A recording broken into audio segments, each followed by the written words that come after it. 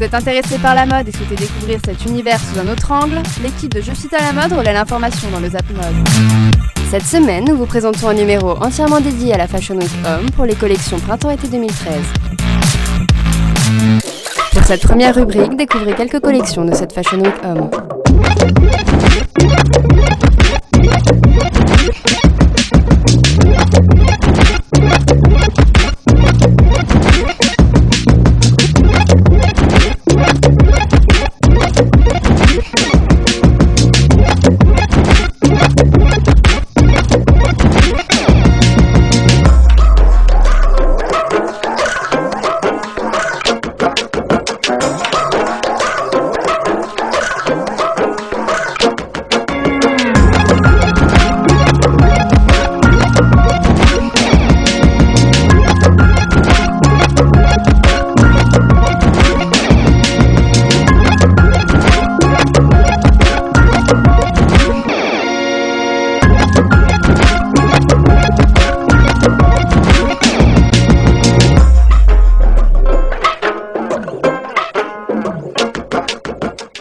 Nous rencontrons Hervé Godard qui nous fait part de ses 3 adresses à Paris. Bonjour, je m'appelle Hervé Godard, je suis rédacteur en chef du magazine Blake.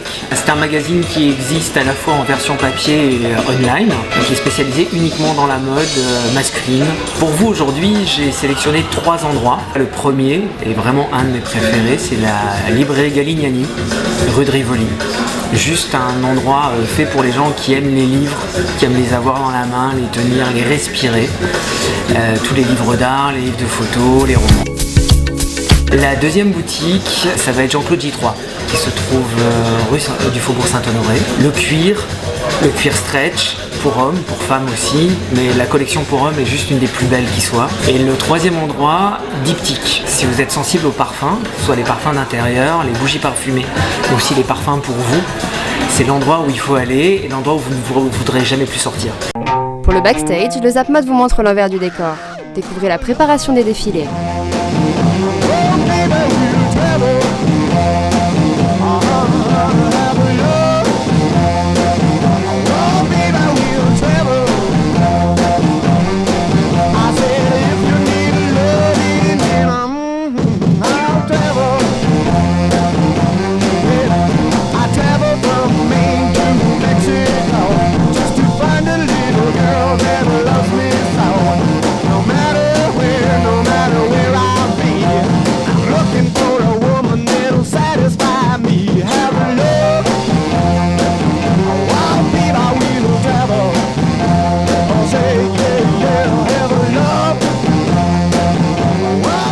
Cette semaine, nous rencontrons le coiffeur Jonathan Dadoum qui vous livre la tendance capillaire homme à porter cet été. Alors, je m'appelle Jonathan Dadoum, je suis coiffeur. J'ai travaillé sur le défilé Givenchy, sur le défilé Dior, également sur le défilé Kenzo.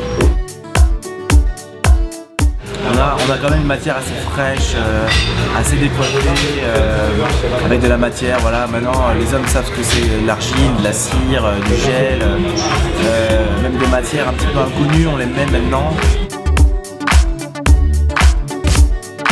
Ça reste une nuque très dégagée, des côtés assez dégagés aussi, avec de la longueur, avec de la masse.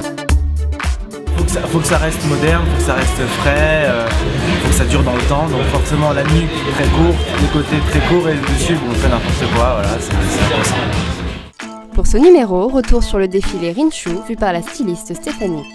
Show the Spring-Summer 2012 collection is butterflies and florals on menswear. My favorite look will have to be the one with the dark grey blazer with the floral print insides with the linings and with striped ties.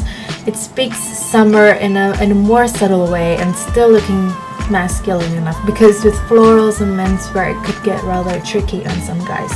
I also love the sunglasses that are quite retro, contrasted with the clothes. They're very kind of edgy looking, and still leaving options for those who still love to wear black, you know, with optical illusion patterns. They're the ones that are my favorite as well. Those geometric patterns are quite edgy and modern, and it's a very, very wearable yet modern collections, and I think it's the right moment for him to create those designs. Le blogueur de Perceval Tees a vécu cette Fashion Week Homme et vous livre ses meilleurs moments. Dans cet enchaînement donc, de défilés qui caractérise cette Fashion Week, 3 ont retenu donc, principalement mon attention pour la saison printemps-été 2013 donc, pour l'homme. Le premier, ça va être le créateur John G, par son côté très créatif au niveau des volumes qu'il a pu apposer à la silhouette masculine, en lui offrant donc, des perspectives très novatrices et très créatives à la fois, un véritable jeu de construction au final. La deuxième maison pour qui j'ai littéralement tombé, ça va être Kenzo, autant par le côté très théâtral du show que par les silhouettes très aventurières que les deux nouveaux créateurs ont pu donc apposer à la silhouette masculine. Et mon dernier coup de cœur favori que je retiendrai sûrement le plus dans cette saison, ça va être la maison Casini, qui déjà depuis 2 saisons est pour moi une maison vraiment de référence. Et là j'ai beaucoup aimé donc, le côté très streetwear et sportwear que le créateur a pu apposer donc, à la silhouette masculine, qui au final m'amuse énormément donc, de par son enthousiasme créatif. Un vrai coup de cœur. She's got a mate who says